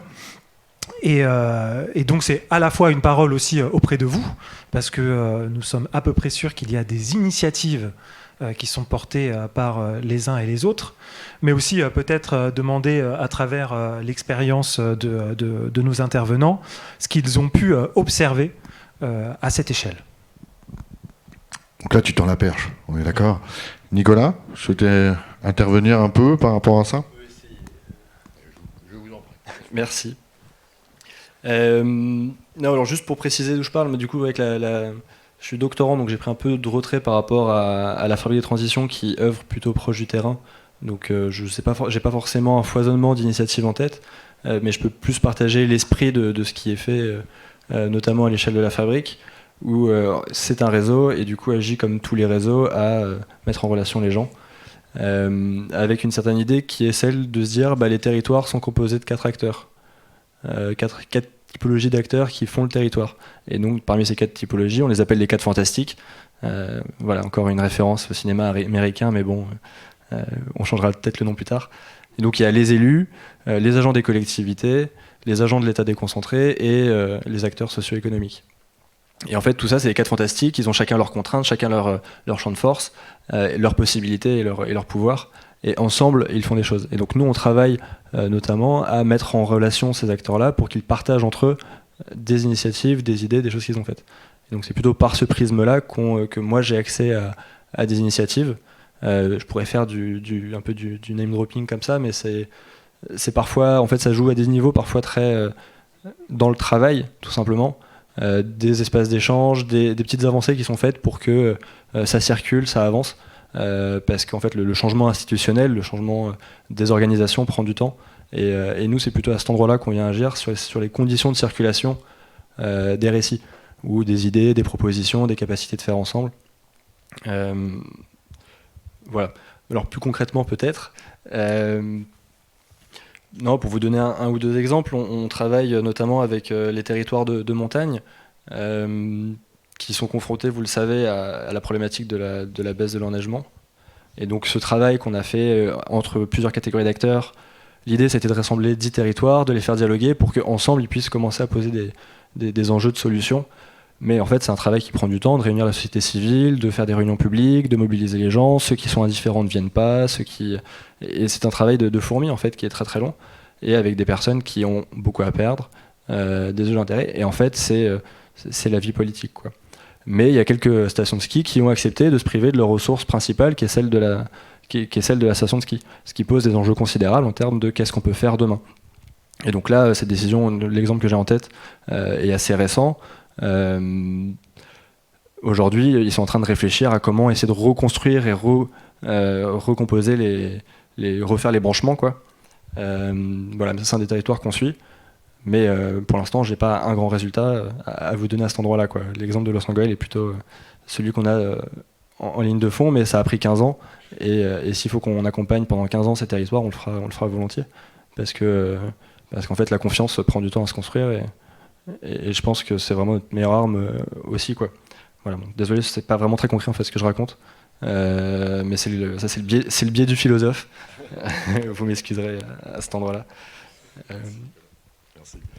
Merci Nicolas. Jean-Marie, avec toute l'expérience que vous avez forcément peut-être des initiatives. Alors vous avez déjà donné pas mal d'éléments, mais voilà, s'il y a des choses un peu marquantes ou des choses qui vous ont marqué dans tout ce qui a pu être mis en place sur votre territoire ou sur vos territoires, ça serait quoi?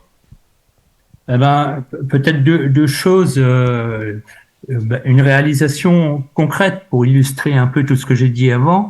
Toute la démarche qu'on a eue et toute la mobilisation citoyenne, à un moment, la question s'est posée de dire c'est très bien de produire de la matière, de réfléchir à tout ça, mais à un moment, il faudrait peut-être construire quelque chose de concret et donc de créer un outil économique qui permette de mettre en place une action. Et on a on a abouti à la création d'un parc éolien citoyen. On aura un petit parc, hein, ces 3 éoliennes, c'est pas quelque chose d'énorme. Mais ceci dit, c'est un parc qui est porté entièrement par les citoyens de notre territoire et par les collectivités aussi du territoire. C'est-à-dire qu'on a monté une société, on a développé ce parc-là. Les prises de part, c'est toutes les personnes du territoire qui en ont, toutes celles qui le souhaitent. C'est aussi plus du tiers des communes, de la communauté de communes qu'on ont pris aussi. C'est aussi une éolienne qu'on a dédiée aux enfants, c'est-à-dire que on a trouvé une astuce pour que les parents tuteurs mettent des parts dans cette éolienne des enfants, et les enfants, à leur majorité, soit la gardent dans le projet, soit la retirent. Enfin voilà, c'est très libre à ce niveau-là. Mais en se disant, voilà, il y a un projet, ça c'est positif, c'est de la production d'énergie renouvelable vertueuse. Ça permet d'être en circuit court chez nous en termes d'électricité, et c'est la planète qu'on veut donner à nos enfants, enfin qu'on veut proposer à nos enfants. Donc voilà un peu très concrètement, et le parc il tourne maintenant depuis 7 ans, je crois, bien. Enfin, on a du vent, ça va. Le fait d'avoir fait ce parc-là, ça a permis quand même. Il y a eu pas mal de retombées, et je crois que c'est important de les dire. Il y a eu des retombées économiques, parce que le fait qu'on l'ait monté par nous-mêmes, ça veut dire qu'on a pu prendre des entreprises locales, ce que des développeurs n'auraient pas forcément fait, qu'on a pu veiller à ce que les retombées économiques locales aussi. On a mesuré, enfin, énergie partagée, donc a mesuré qu'1 euro investi dans des projets citoyens de ce type-là rapportait 1 euro quand c'est un développeur et 2,50 € quand c'est un projet citoyen. Donc c'est bien qu'il y ait une retombée économique. Il y a des retombées aussi, je dirais, sociales et éthiques, appelons-les comme ça, pourquoi pas. C'est la montée en compétence des habitants et des acteurs locaux. Et chacun, du coup, en étant dans le projet était très transparent, chacun a pu mesurer la complexité à le conduire. Ça permettait aussi, et ça c'était très positif, d'avoir une action concrète de transition, de dire, voilà, donc, on y est, et nos 3 éoliennes, c'est 800 ou 1000 habitants qui permettent de bénéficier de l'énergie produite. Ça permet aussi d'avoir une meilleure accessibilité des projets d'ENR. Alors ça, c'est des choses évidemment qui peut certainement pas en ville, mais nous aujourd'hui en milieu rural, il y a eu un tel développement des éoliennes par des porteurs privés, enfin des multinationales, qu'aujourd'hui, il y a un refus un peu de tout ça. Et le fait d'avoir fait un projet citoyen, en fait, ça permet de mieux les accepter. Ça ne fait pas tout, mais ça participe bien pour maintenir l'emploi local, voilà. Et des retombées plus territoriales, on va dire, ça a vraiment renforcé l'identité du territoire, parce que du coup, quand on prend tous les habitants, tout le monde dit, ah ouais, c'est nos éoliennes, c'est pas celle d'un autre, quoi. Avoir mobilisé des communes, des sociétaires, projet phare pour le territoire, parce que je dis pas que c'est le projet éolien qui me permet d'être devant vous aujourd'hui, mais sûrement qu'il y a contribué un peu puisque dans les réseaux, on est reconnu autour de ça. Et puis, ça a mobilisé tout un maillage associatif local pour le construire. Donc voilà, premier exemple où on est parti effectivement de la réflexion collective, et ensuite vers les énergies, et de dire, oui, tiens, faut qu'on fasse un projet, et pourquoi pas, soyons fous, faisons un parc éolien. Ça. Alors après, ça prend 15 ans, faut pas, voilà. Mais tout est question de temps sur ces questions-là, évidemment. Peut-être une deuxième illustration, c'est un peu sur le modèle agricole. Je prends des choses qui sont forcément décalées par rapport aux gens de Corbeil-Essonnes, mais pourquoi pas, on pourra revenir après sur des projets qui peuvent peut-être être compatibles. Donc on a un territoire très agricole et forestier, je vous l'ai dit, où en fait c'est de la production intensive, conventionnelle, et en gros on est producteur de minerais, parce que c'est de la production qui s'en va hors du territoire après pour être transformée. Donc on a eu un angle d'attaque pour connaître un peu notre production agricole, quelle était sa consommation énergétique, quelles étaient ses émissions en gaz à effet de serre, et puis qu'est-ce qu'elle produisait au final. Et quand on a eu ça, on a dit, mais comment on fait pour être plus performant, et pour que l'agriculture aussi participe à la transition du territoire et prenne sa part dans la diminution des gaz à effet de serre et les économies d'énergie. Et on est arrivé sur un scénario où on privilégie effectivement de conserver les pâtures, de diversifier les exploitations, de ne pas avoir de course à la surface, de travailler sur l'efficacité énergétique, efficacité aussi pour diminuer les GES. Et on a aujourd'hui, alors c'est pas sans problème par rapport à des organisations comme les chambres d'agriculture ou les FNSEA, qui voient pas forcément d'un très bon œil. Mais aujourd'hui, ça nous permet d'avoir un accompagnement des agriculteurs avec ces dimensions-là et d'avoir monté un dispositif d'aide qui favorise le confort du travail, la création d'emplois, enfin toutes choses qui permettent un peu de diversifier l'agriculture, toutes les questions de diversification aussi, et des aides qui sont conditionnées au suivi d'une formation. Alors c'est pas très long, hein, c'est une demi-journée, mais chaque bénéficiaire, avant de toucher son aide, il doit faire une formation où on lui explique un peu ce que c'est le projet de notre territoire, ce que c'est notre plan climat, comment on travaille, ce qu'on a envie de faire, et un petit apport technique après parce que ils en ont besoin aussi. Donc voilà 2 exemples que je peux citer et je peux détailler si vous le souhaitez. Voilà. Déjà, merci pour ces 2 exemples précis, voilà, plutôt originaux, parce qu'il faut quand même se lancer, aller planter des éoliennes, voilà. Bravo aussi pour cette initiative. Comment tu veux qu'on s'y prenne, Cyril? Parce que là, du coup, on a notre public. On fait quoi? On sort un tableau, crayon, colle, gomme, c'est parti? Non, on va peut-être voir si des personnes veulent prendre la parole et évoquer des dynamiques, sachant qu'évidemment, à Corbeil, on n'a pas de neige. Qu'on ne mettra pas d'éoliennes, mais on peut faire pas mal de choses différentes. Et peut-être que parmi vous, il y a des idées qui émergent ou des envies qui pourraient se mettre en œuvre et sur lesquelles on pourrait réagir ensemble ce soir. C'est comme... Madame a une idée. On vous écoute. Merci. Allez-y. Oui, bonjour. Voilà, moi je voulais qu'on fasse aussi un lien avec l'effondrement de la biodiversité et que dans nos villes, nous avons aussi une déconnexion avec la nature et une méconnaissance complète des mécanismes complexes de nos écosystèmes. Et il me semble intéressant de faire des articulations avec le changement climatique et la biodiversité. Et nous essayons, je pense qu'il est indispensable de retravailler cette question, notamment avec notre jeunesse, sur cette reconnexion finalement avec la vie,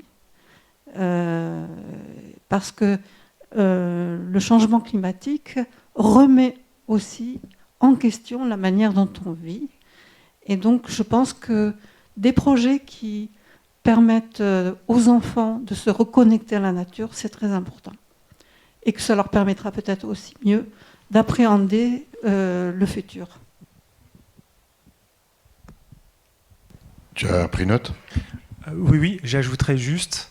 alors, on parle, évidemment, on est dans une MJC, donc on parle beaucoup des jeunes, mais je pense que cette déconnexion n'est pas seulement le fait de la jeunesse, qu'elle est ancrée maintenant à presque tout âge, et qu'il s'agit de faire ce travail auprès de toutes les générations, et peut-être de travailler par cette dynamique l'intergénérationnelle, où des plus anciens ont pu avoir un rapport au vivant et à la nature qui soit peut-être plus proche, et justement comment on fait dialoguer et comment par ce biais on travaille aussi d'autres enjeux intergénérationnels. Je veux bien réagir. En fait, en vous écoutant, je repensais à une initiative que j'ai entendue. J'ai l'impression d'avoir complètement zappé en fait ma réponse à la question d'avant, donc je suis navré. Mais je pensais à une initiative à Amiens qui s'appelle la Forêt Comestible. C'est une petite association qui s'est créée pour avoir une espèce de potager participatif avec des bénévoles qui peuvent s'éduquer. Et après, il y a toute une continuation et une continuité avec d'autres associations qui travaillent, elles, plutôt sur l'éducation au goût, l'éducation à la cuisine, parce que c'est bien de savoir cultiver, mais si on ne sait pas... et de connaître les processus naturels, mais si on ne sait pas cuisiner, comment est-ce qu'on transforme et qu'on passe au bio, ça crée des formes de solidarité aussi. Et voilà, cette petite forêt comestible qui est sur les bords de la rivière et qui est un lieu assez sympa. Je vous invite à regarder. J'imagine qu'il doit y avoir des friches ou des espaces qui seraient de super potagers à Corbeil-Essonnes. Effectivement, il me semble, pas mal de jardins partagés qui vont être mis en place avec des parcelles qui ont été rachetées par la collectivité et mises à disposition des habitants. Tout ça, vous le suivrez dans l'actualité de la Maison de la Transition écologique et solidaire. Est-ce que, François, vous souhaitiez réagir à ce qui vient d'être dit ? C'est très vrai, la question de la biodiversité et au-delà de, je dirais, la question du rapport au vivant, et insister sur le fait qu'il y a beaucoup de liens entre les deux, entre les questions de climat et biodiversité. Par exemple, la question de la renaturation en ville, c'est vraiment quelque chose d'important à la fois pour retrouver la biodiversité en ville, mais parce que c'est quelque chose qui va permettre aussi de lutter contre les vagues de chaleur dans les villes. Et donc, j'ai envie de dire, au risque d'une métaphore un peu malheureuse, ça permet de faire d'une pierre deux coups, et en réalité d'avoir à la fois des objectifs biodiversité et des objectifs climat qui sont atteints au travers d'une même politique.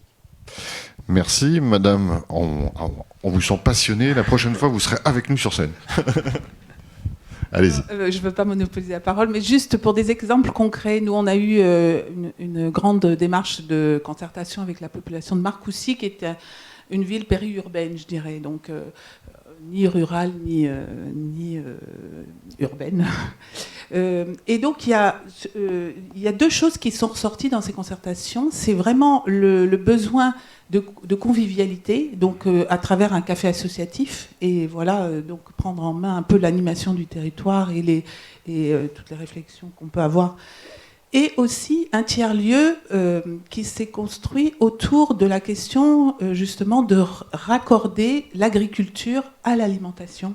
Et donc avec la création d'un restaurant extraordinaire, qu'ils ont appelé ça comme ça, donc, où les produits viendraient du territoire, parce qu'on a une AMAP et on a aussi une association d'insertion autour de l'agriculture biologique, où les salariés viendraient présenter leurs produits, il y aurait une autre équipe pour faire la cuisine, et ce restaurant serait partagé aussi avec des Marcoussiens qui seraient intéressés pour faire de la cuisine collective. Voilà, donc ça c'est j'arrête après.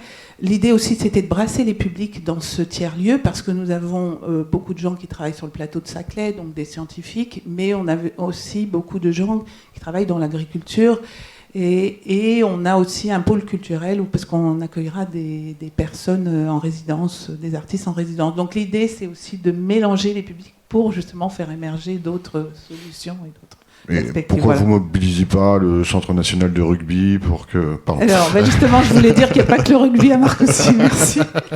On va passer on va passer le micro, je vais y arriver, passer la passe. J'étais sur le rugby, moi. Jacques Picard, vous êtes élu, on a entendu tout à l'heure Monsieur le maire parler de votre délégation, mais là, je sens que vous avez des choses à nous dire. Oui. Cette histoire de récit, je connaissais l'expérience de Los Angoel depuis longtemps, et donc je pense qu'elle n'est pas réservée à un territoire minier qui a vécu ce qu'il a vécu. C'est-à-dire que Corbeil-Essonnes, ce qui est intéressant, c'est que c'était une ville de tradition industrielle, dont il reste presque rien aujourd'hui. Et je pense que le récit de la fin de cette tradition industrielle n'a pas été construit du tout. Et que moi, j'ai une hypothèse qui est que nous devons collectivement construire le récit d'un Corbeil-Essonnes post-industriel à travers la démarche de transition écologique. C'est pour ça que j'ai souhaité avoir un dialogue avec vous et qu'on va s'engager dans la fabrique des transitions d'ailleurs, puisque c'est un réseau de villes. Donc ça, c'était une réflexion sur l'importance du récit que vous avez tous évoqué, je crois. Après ça, c'est une expérience très concrète. Moi, j'en ai parlé tout à l'heure, mais en termes extrêmement brefs. J'ai le sentiment qu'il y a aujourd'hui toute une population qui est prête à s'engager sur la transition énergétique, et en particulier à Corbeil, qui a un vieux tissu pavillonnaire important, à condition d'être sécurisé pour le faire. C'est-à-dire qu'aujourd'hui, on entend des histoires de gens qui se font avoir complètement dans ce qu'ils engagent. Et l'idée qui est intéressante, me semble-t-il, c'est d'engager collectivement, par groupe de 10 ou 15 personnes, les démarches nécessaires pour avoir... Là-bas, chez Jean-Marie Houdard, c'était une éolienne à l'échelle du territoire, ou 3 éoliennes. Mais c'est l'idée que les gens puissent collectivement aller voir les décideurs, aller voir les financeurs, aller voir les entreprises, et pouvoir sécuriser une démarche collective pour finalement dire un toit, un capteur. À Corbeil-Essonnes, c'est un petit peu l'idée sur le développement du photovoltaïque ou d'autres choses d'ailleurs. Il y a une démarche que j'appelle énergie partagée, sur laquelle j'ai encore des hypothèses pour l'instant, mais qui me semblent intéressantes à verser au pot. Je peux vous retourner une question? Oui. Du coup, comment on peut travailler ce récit, justement? Comment on peut l'écrire, le réécrire? J'y ai pas encore réfléchi, mais a priori, il me semble qu'il y a quand même... c'est une ville dans laquelle il y a une tradition ouvrière, et elle a encore s'incarne un certain nombre de personnes. C'est une ville dans laquelle le quartier, puisque l'imprimerie était un des fleurons industriels d'ici, ça s'incarne dans un terrain qui va muter. Ça s'incarne dans le fait qu'il y avait à la papeterie, j'ai le souvenir d'avoir dans les années 95, au moment où j'ai commencé ma vie politique à Corbeil-Essonnes au conseil municipal, j'ai assisté à la vente aux enchères d'une des 2 dernières fabriques de papier 100% recyclé de France, dans la compagnie papière là-bas. Tout cet imaginaire-là, cette histoire-là, n'a pas été, sauf par l'association Mémoire et Patrimoine Vivante, n'a pas été récoltée.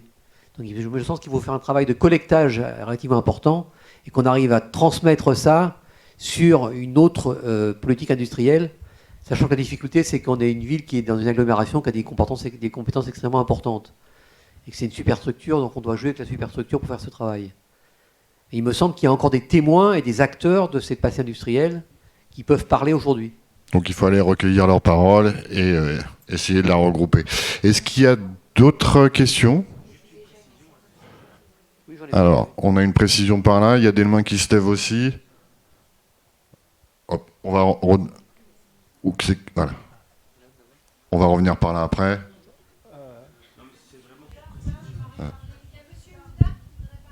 Ah, désolé, vous êtes dans notre dos, monsieur Houdard.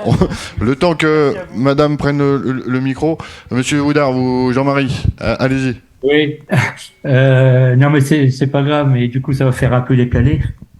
Je voulais revenir un peu sur la systémie et la transversalité des actions. Et c'est évident, bon, je vous ai décrit un peu ce qu'on faisait en termes d'agriculture, mais ça, le corollaire, c'est qu'on travaille aussi sur la consommation, sur la qualité des produits, la qualité des préparations aussi. Enfin, on a travaillé sur des défis famille alimentation où il y a des cours de cuisine, de donner des recettes, des choses comme ça. On est vraiment dans une chaîne. Et c'est je pense aussi à cette condition-là que ça réussira. Entre effectivement, les producteurs, faut qu'ils changent leur pratique, faut qu'ils fassent autrement, qu'ils fassent plus de qualité. Les consommateurs, faut qu'ils changent aussi leur comportement. Les plats tout faits, c'est pas trop bon pour eux, faut qu'ils s'en rendent compte. Et donc, qu'ils reprennent des produits bruts et qu'ils les travaillent. On a une action aussi, enfin, ça, on aimerait le mettre en place, hein, c'est de travailler vers les publics un peu défavorisés qui, malheureusement, soit bénéficient de l'aide alimentaire ou des choses comme ça. Et on est convaincu que ces gens-là aussi ont droit à une alimentation de qualité et qu'il faudrait travailler avec eux sur ces questions-là. Donc, c'est ça que je voulais un peu dire. Et puis, peut-être ajouter, puisqu'on a parlé de panneaux photovoltaïques, j'imagine qu'il y a un tas de toitures à Corbeil-Essonnes qui sont bien placées pour faire du photovoltaïque. Ça permet déjà de bien couvrir une partie des besoins. Merci Jean-Marie. On a une petite précision que vous voulez apporter, monsieur. Juste pour dire qu'ici même, à la MJC, régulièrement, on a des membres de l'Institut d'histoire sociale de la CGT qui se réunissent et qui ont produit un travail de l'histoire ouvrière de Corbeil-Essonnes qui doit être exposé là assez prochainement, avec donc, je crois même un ouvrage qui devrait être édité. Très bien, donc il y avait qui souhaite... voilà. Alors c'est pas sympa parce que je vous le fais, c'est pas très radiophonique, mais il y a une dame... je crois que madame, oui, vous me regardez, mais je crois que c'est vous. Il y a votre collègue qui vous pointe en fait. On va vous transmettre le micro, ça va la perturber. Allez-y. Ah, du coup, vous prenez le micro, allez-y. Je le prends, mais c'est parce que il me semble qu'il y avait quelqu'un qui avait demandé la parole. Oui, c'est possible. Et donc, ah d'accord. Voilà. Ah, donc je vous en prie, allez-y. Voilà. J'avais peur que sa parole soit. On aurait donné la parole après. Ne vous inquiétez pas. Donc, vous n'avez pas d'initiative à proposer? Non. Ah bah bravo.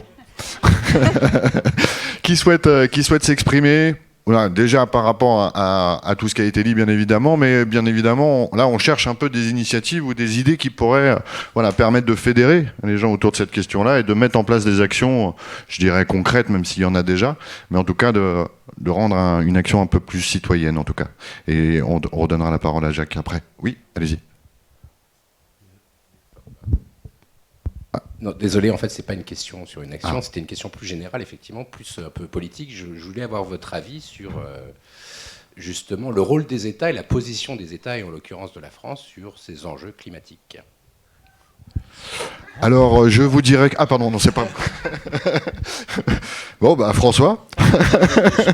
Je crois qu'on a souvent tendance, et peut-être singulièrement en France, qui est un pays avec un État fort, parfois à attendre trop de l'État. Et moi, je suis frappé de voir à quel point les gens ont des attentes très fortes vis-à-vis du gouvernement, auxquelles ils ne d'ailleurs donnent pas vraiment mandat pour agir lors des élections. Et donc, on est un peu sans cesse dans une sorte de position attentiste où on se dit il faut que le gouvernement agisse, il faut que le gouvernement fasse ceci, fasse cela, on va manifester devant le ministère, etc.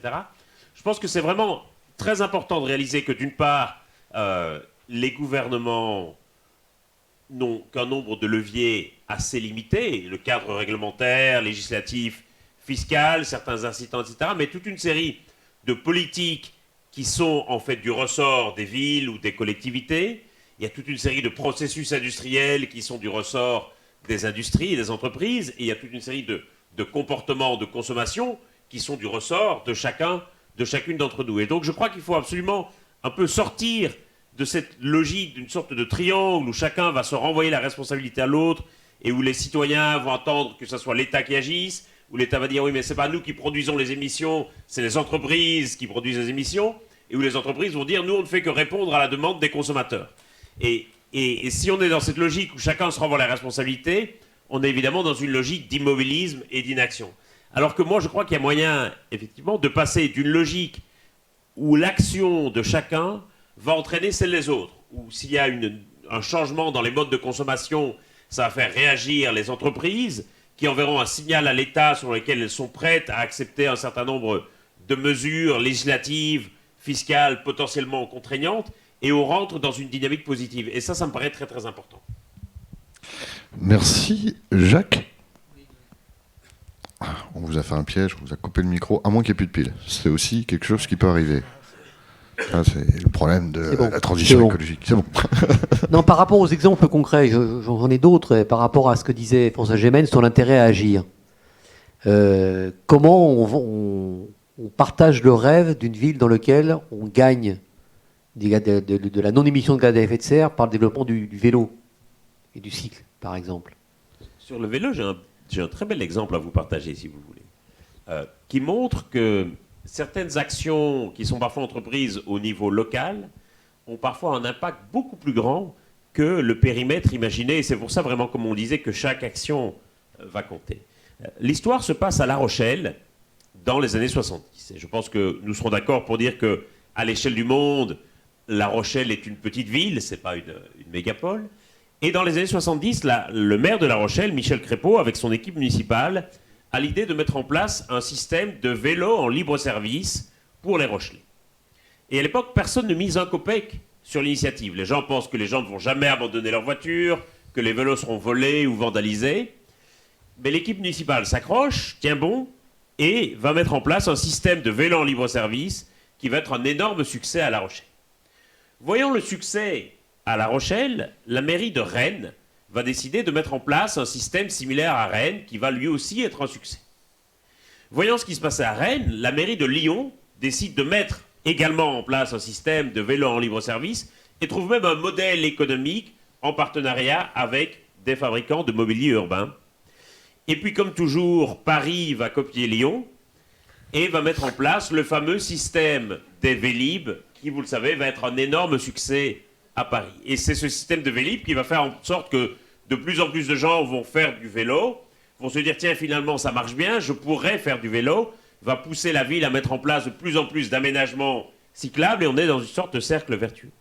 Et surtout, comme Paris est la première destination touristique mondiale, il va y avoir plein de touristes qui vont essayer les Vélib et qui vont se dire, tiens, ce système est génial, je voudrais le même dans ma ville. Et parmi ces touristes, évidemment, il va y avoir des décideurs, des leaders d'opinion.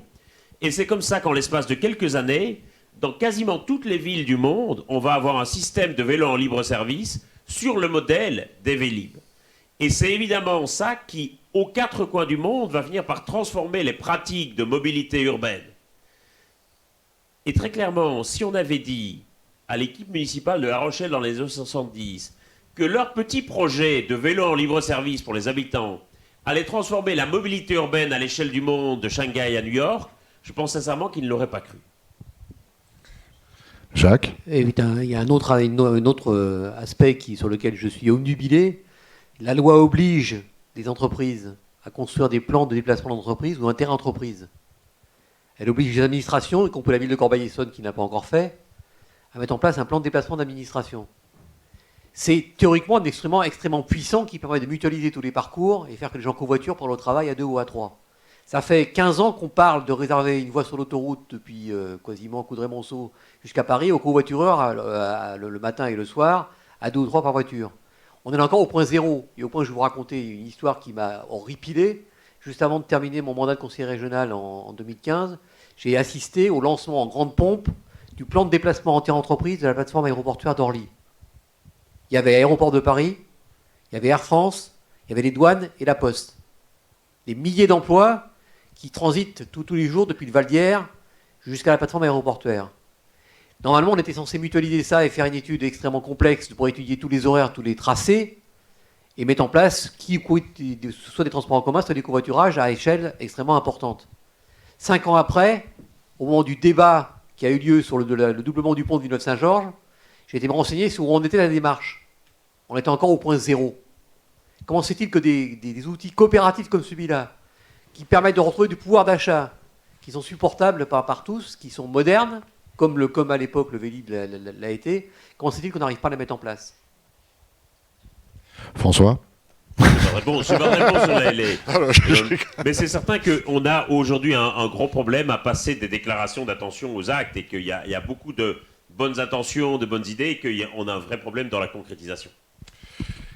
Merci. Est-ce qu'il y en a qui souhaitent encore intervenir ? Alors, on est quand même si bien évidemment qu'on a plein de choses à dire et qu'on pourrait rester ici encore pendant des heures, tellement le sujet est intéressant. Moi, je sais pas pour toi, mais j'ai pas assez d'initiatives. Enfin, je sais pas, hein, moi. Madame a une initiative, c'est bien ça. Non. Attendez. On va vous tendre le micro, on vous entendra mieux. Allez-y, madame. Est-ce que la sobriété pourrait être un chemin ? En tout cas, c'est une nécessité. La grande question, c'est de savoir comment nous pouvons en faire un chemin. En d'autres termes, comment est-ce que nous passons de ce qui était perçu comme une contrainte, un effort qu'on allait s'imposer, à une forme de projet. Comment est-ce qu'on rend la sobriété désirable ? Et là, je crois qu'il y a un vrai enjeu de communication. Quand on a commencé à introduire le terme dans le débat public français, c'était essentiellement au moment de la guerre en Ukraine, où il allait falloir passer à la sobriété parce que si nous n'étions pas sobres, nous financions contre nos grés la guerre de Poutine en Ukraine, où il fallait être sobre parce que les factures s'envolaient et que donc il fallait absolument baisser le prix de la consommation d'énergie. La grande question va se poser cet hiver, c'est-à-dire lorsque on aura des prix de l'énergie plus raisonnables et lorsque la plupart des politiques énergétiques européennes ont quand même réussi à se passer du gaz russe, donc on a 2 gros arguments en faveur de la sobriété qui ne sont plus là. Est-ce que nous allons pouvoir choisir la sobriété et en faire un chemin alors que nous y serons plus contraints par des préoccupations immédiates, mais bien entendu par le changement climatique qui apparaît parfois comme une préoccupation plus lointaine. Merci pour cette explication. Quelqu'un d'autre souhaite intervenir ? Madame. Oh. Merci. Moi, je voudrais savoir si la décarbonation de l'industrie en Europe est un projet qui a un sens ou pas. Oui, parce que d'abord c'est dans l'intérêt de l'industrie européenne. Moi, ma conviction, c'est que l'économie du XXIe siècle sera une économie largement décarbonée. Et que donc plus nous attendrons pour décarboner l'économie et plus nous attendrons pour décarboner l'industrie, plus nous allons être pénalisés et plus nous allons nous retrouver dans les derniers wagons du train de l'économie à bas carbone. Et puis c'est aussi très important parce que, évidemment, comme nous portons une responsabilité historique très forte dans le changement climatique, si nous ne parvenons pas à décarboner nos économies, au nom de quoi pourrions-nous demander à d'autres qui portent une responsabilité beaucoup moins importante de décarboner les leurs? La COP28 va s'ouvrir à Dubaï dans 2 semaines. On est dans un système véritablement où les engagements des uns sont alignés sur ceux des autres. Et donc, bien entendu, si les autres voient que nous faillissons à nos engagements, eh bien, ils risquent eux aussi de ne pas tenir leurs propres engagements. Donc ça, c'est très important. Mais par contre, ça ne suffit pas. Très clairement, une bonne partie de la lutte contre le changement climatique se joue aujourd'hui dans les économies émergentes et demain dans les économies en développement, qui souffrent aujourd'hui d'un énorme déficit d'investissement. Et il y a un vrai enjeu à financer et à investir dans la transition énergétique des pays du Sud. Sinon, le risque, évidemment, si nous agissons uniquement à l'intérieur de nos frontières, c'est de nous retrouver comme une sorte d'îlot décarboné au milieu d'un océan de carbone. Merci pour cette voilà ce cadre un peu clair. On va arriver malheureusement à la fin de cette émission conférence. Mon cher Cyril, je sais que ça va être un travail très important pour toi, mais tu es payé pour ça. Tu vas nous faire un petit résumé, une petite synthèse un peu de ce qu'on a pu échanger durant près d'1h20 maintenant. Voilà, histoire qu'on récapitule un petit peu toutes les choses. On donnera aussi le mot de la fin à nos invités. Mais voilà, réexplique-nous un petit peu les choses. On est parti de l'enjeu majeur du changement climatique, comment on y contribue et comment donc on essaye de moins y contribuer, mais aussi, dans l'autre sens, comment ça nous impacte et comment on essaye de faire en sorte que ça nous impacte moins. Avec cette difficulté que, quand bien même, c'est ce qui a été dit par François, on va travailler, faire des progrès, émettre moins, il y a un processus qui est tellement fort, tellement ancré d'émissions qui s'est accumulé, que le changement, on ne le verra pas tout de suite. Et donc, il y aura un travail à faire en lien avec le récit, avec l'imaginaire, un travail pédagogique, un travail d'éducation populaire, vraiment, pour maintenir cet effort qui doit être collectif, sinon il n'aboutira pas, pour se dire que, ok, maintenant on a baissé les émissions, on doit encore constater que les températures augmentent, mais chaque petit dixième compte, et en maintenant nos efforts, on arrivera à un seuil, à un plafond plutôt, qui permettra ensuite de pouvoir poursuivre au-delà. Et puis, pour pouvoir parvenir à ça, pour pouvoir venir à ces efforts, on s'est dit sur la base des expériences qui ont été évoquées, qu'il fallait travailler un récit, et pas un récit juste pour faire du discours, mais un récit qui soit construit, qui soit collectif, qui soit ancré par rapport à des vécus, par rapport à un territoire. On a vu l'impact que peut avoir le fait d'agir localement, et pas que pour le local, mais aussi ça peut rayonner. On ne l'a pas évoqué, mais il y a la dynamique aussi quand on est une institution, parce que la Maison de la Transition, elle est à cheval un peu entre tous les acteurs. C'est une idée de la majorité municipale, elle prend corps au sein du NMJC, elle travaille avec les citoyens et citoyennes et les acteurs, et donc il y a vraiment l'idée de se dire comment on fait ensemble, comment on met tout le monde autour de la table, mais comment on s'inscrit aussi dans nos différences, dans nos enjeux respectifs. On ne l'a pas évoqué, je l'ai juste dit en introduction, mais on a 4 quartiers prioritaires politiques de la ville. On est une ville de quartiers. Corbeil-Essonnes, c'est une ville qui est connue pour ses quartiers. Comment cette transition écologique, ce récit de la transition écologique, peut aussi servir à une dynamique interquartier pour reparler d'une ville déjà unifiée, mais surtout qu'en plus c'est une ville qui est déjà à la base 2 villes, hein, et c'est pas si vieux que ça. La fusion de Corbeil et Essonnes, c'est 1951, si je dis pas de bêtises. Donc c'est comment, à travers les différents récits, les différentes histoires, les différents vécus à Corbeil-Essonnes, on arrive à agréger ça et sur quelque chose de nouveau. Parce que l'avantage de la transition écologique et solidaire, c'est que c'est relativement nouveau et que c'est pas encore sur le territoire de Corbeil-Essonnes pris, amalgamé par certains acteurs. On a tout à faire, on a un chantier ouvert à nous. Et alors, ce qui est forcément, on est en bas de la montagne, mais par contre, on peut se donner les moyens de la gravir. Donc, ce sera long, ce sera un processus, mais on a des exemples qui nous montrent que en allant chercher les bons enjeux par rapport à nos territoires, en allant voir les perceptions, les besoins, les souhaits des habitants et des habitantes et des différents acteurs du territoire, en n'oubliant pas, c'est toujours un enjeu fondamental, les acteurs économiques, parce que ce sera difficile de faire sans eux. Comment on peut aboutir à un projet collectif qui permette de porter une voix collective, on ne va pas dire unique, parce qu'il n'y a pas de voix unique, mais une voix collective, une voix commune à Corbeil-Essonnes. Merci Cyril. Je vais donner la parole à Jean-Marie. Jean-Marie, un petit mot de la fin. Voilà votre petit débrief, je dirais, de cette session conférence émission radio. Oui, belle expérience.